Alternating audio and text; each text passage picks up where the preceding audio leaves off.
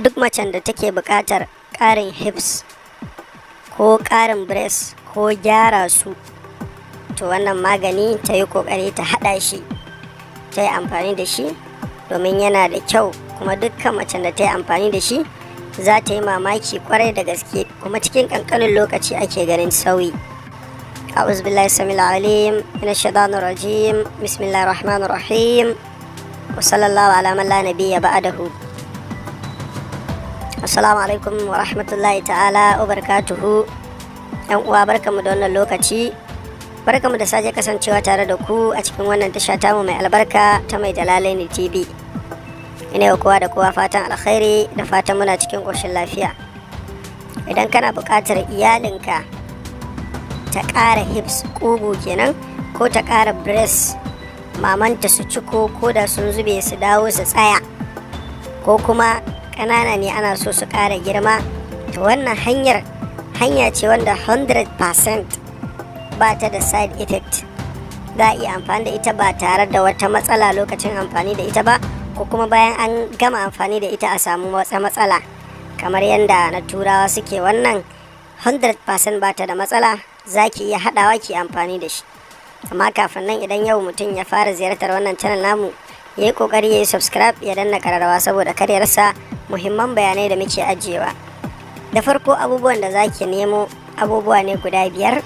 Abu na farko shine za a samu 'ya'yan hulba cokali 3, babban cokali. Za a samu 'ya'yan shammar cokali 5, babban cokali. Za a samu 'ya'yan kammun cokali 5, shi ma babban cokali. Za a haɗe su guri guda, sai a daka sosai sai ya yi gari, sai a samu mazubi mai kyau sai a zuba a ciki. Sannan abubuwa guda 2 ragowa, za a samu man zaitun, sannan za a samu man kwakwa. yadda za a haɗa: man zaitun za a samu ƙaramar kwalba 30 ml, sai a ɗebi rabi. Shi kuma man kwakwa za a samu 30 ml ɗin, sai a zuba gaba ɗaya. Idan an fuskance ni, man zaitun ɗin rabin man kwakwan da za a zuba, yawa sai a haɗe su guri guda.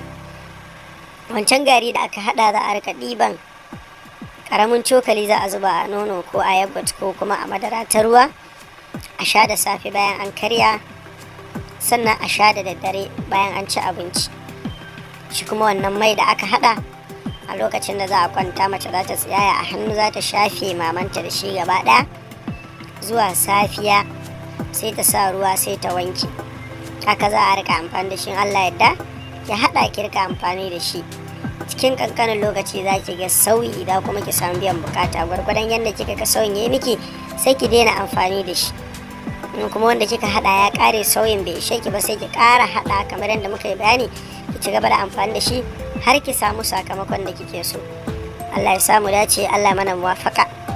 Sannan yan uwa, idan ana jin daɗin shirye-shiryen mu wannan tasha mai albarka, kar a manta a rika like, yana ƙarfafa mana gwiwa. Ku yi subscribe, ku danna ƙararrawa domin kasancewa da shirye-shiryen mu a duk lokacin da muka aje su.